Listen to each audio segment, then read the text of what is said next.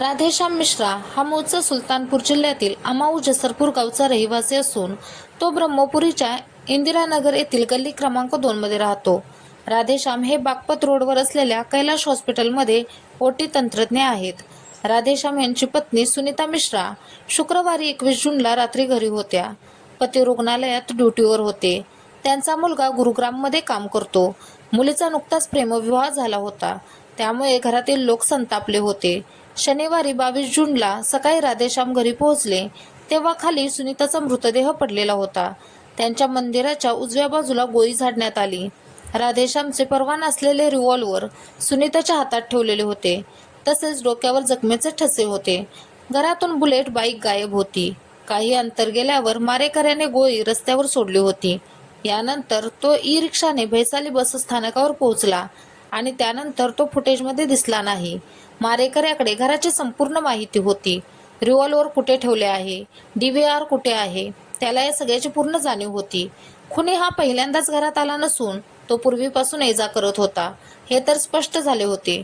21 जूनच्या रात्री राधेश्यामची पत्नी घरात एकटी असताना रात्री 12च्या सुमारास एका चोरट्याने घरात घुसून सुनीताची गोळ्या झाडून हत्या केली आणि दागिने व रोख रक्कम लुटून पळ काढला. रात्री 12:26 सुमारास मारेकरी घरातून बाहेर पडले आणि त्यांनी घरात पार्क केलेली राधेश्यामची दुचाकी वापरली. मारेकऱ्याने दुचाकी दिल्ली कस्टमजवळ सोडली होती. पोलिसांच्या घटनास्थळाच्या आजूबाजूचे कॅमेरे तपासले असता मारेकरी कपड्याने तोंड लपवत असल्याचे उघड झाले. दिल्ली जकात नाक्यावर दुचाकी पार्क केल्यानंतर आरोपी मेट्रो प्लाझा येथून ई-रिक्षात चढले. ई-रिक्षा बेगम पुलाकडे निघाली. भैसाली डेपोच्या आसपास आरोपी गायब झाले. व्हिडिओ फुटेज आणि मोबाईल लोकेशनच्या आधारे पोलिसांनी सुनीताचा भाऊ उपेंद्र मिश्रा याला अटक केली. उपेंद्र लष्करातून निवृत्त झाला असून दिल्लीतील एका मॉलमध्ये काम करतो. हा मॉल दिल्ली सीमेवर असल्याचे सांगण्यात येते. पोलिसांनी व्हिडिओ फुटेजसह आरोपीची उंची आणि शरीरयष्टी जुळवली आणि इतर पुरावे गोळा केले. पोलिसांनी उपेंद्रला अटक करून मेरठला आणले. आरोपीच्या सांगण्यावरून घरातून लुटलेले काही दागिनेही जप्त करण्यात आले असून आरोपीची ओळख पटली. पोलिसांनी दिलेल्या माहितीनुसार उपेंद्रने ही घटना घडवली. उपेंद्रने सांगितले की त्याने मेहुण्याकडून म्हणजे राधेश्यामकडून पैसे मागितले होते.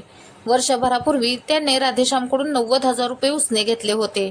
उपेंद्रला वर्षभरानंतर आणखी पैशाची अडचण होती, म्हणून त्याने परत राधेश्यामला फोन करून पैसे उसने मागितले. परंतु पहिलेच पैसे परत न मिळाल्याने राधेश्यामने त्याला नकार दिला.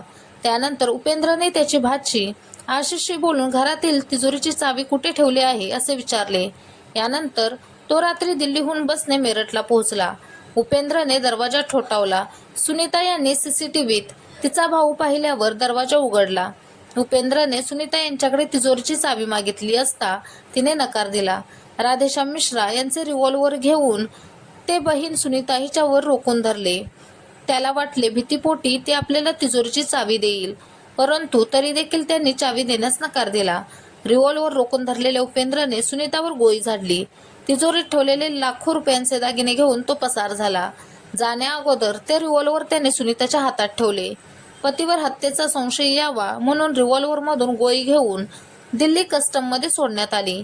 यानंतर त्याने रिक्षाने भैसाली तळ गाठले आणि बसने दिल्लीला गेला. आरोपीची कसून चौकशी करण्यात येत आहे. घरातून लुटलेल्या दागिन्यांचा काही भागही जप्त करण्यात आला आहे. अधिक तपास पोलीस करत आहेत.